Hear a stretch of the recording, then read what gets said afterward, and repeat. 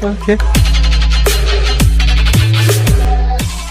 नमस्कार दोस्तों, आज मैं आपको चुनावी दंगल की महिला खिलाड़ी सुश्री मायावती के बारे में बताऊंगा।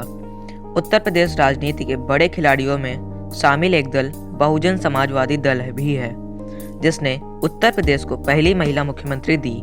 आइए एक नज़र डालते हैं जाति के आधार पर राजनीति करने वाली इस पार्टी के ऐतिहासिक सफर पर। उत्तर प्रदेश का ऐतिहासिक सफर बहुजन, जिसमें अन्य पिछड़ा वर्ग, अनुसूचित जाति, अनुसूचित जनजाति और अल्पसंख्यक शामिल हैं, को समाज में और राजनीति में उनका स्थान दिलाने के लिए एक समाज सुधारक कांशी राम साहब ने 1984 में बहुजन समाज पार्टी बसपा की स्थापना की और दलित वोटों को इकट्ठा करना शुरू कर दिया। इस पार्टी ने पहला चुनाव छत्तीसगढ़ में लड़ा, लेकिन इस पार्टी को असली सफलता उत्तर प्रदेश में मिली।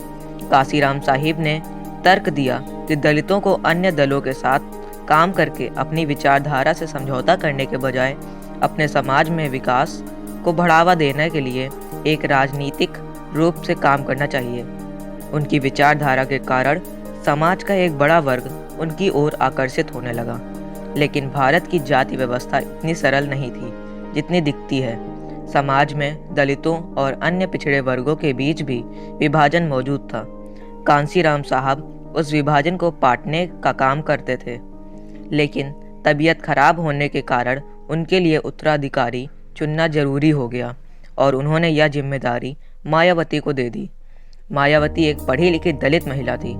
वह जल्द ही राजनीति में एक जाना पहचाना चेहरा बन गई, क्योंकि उन्हें राजनीति के सारे दांव पेच आते थे। इसी वजह से जो मुकाम कभी कांशीराम हासिल नहीं कर पाए, वह उन्होंने कर दिखाया। 1995 में उत्तर प्रदेश के चुनाव में किसी दल को बहुमत नहीं मिला। तब उन्होंने समाजवादी दल के साथ गठबंधन किया और उत्तर प्रदेश राज्य में मुख्यमंत्री के रूप में कार्यभार संभाला। यह भारत के इतिहास में एक ऐतिहासिक क्षण था, क्योंकि वह मुख्यमंत्री की कुर्सी तक पहुंचने वाली पहली दलित महिला थी। मायावती बाद में 4 बार मुख्यमंत्री बनी। कई लोगों के लिए एक दलित महिला प्रतीक उनके मजबूत बलात्कार विरोधी कानून और कुशल शासन ने उन्हें लोगों के बीच एक सम्मानित व्यक्ति बना दिया। यह बताया गया है कि उनके कार्यकाल के दौरान यूपी ने बहुत कम दंगे, सबसे कम भ्रष्टाचार और बलात्कार के मामले दर्ज किए। फिर उन्होंने अपनी जीत का जश्न मनाने के लिए बलुआ पत्थर के पार्कों में अपनी और कांशीराम की विशाल मूर्तियां बनवाई, जिन्हें सुर्खियां बनते समय नहीं लगा। हालांकि सब कुछ उतना अच्छा नहीं था जितना लग रहा था। आय से अधिक संपत्ति, ताज कॉरिडोर विवाद और आचार संहिता के उल्लंघन के आरोपों के साथ उनके राजनीतिक जीवन के बाद के वर्षों के दौरान विवादों ने उन्हें घेरना शुरू कर दिया।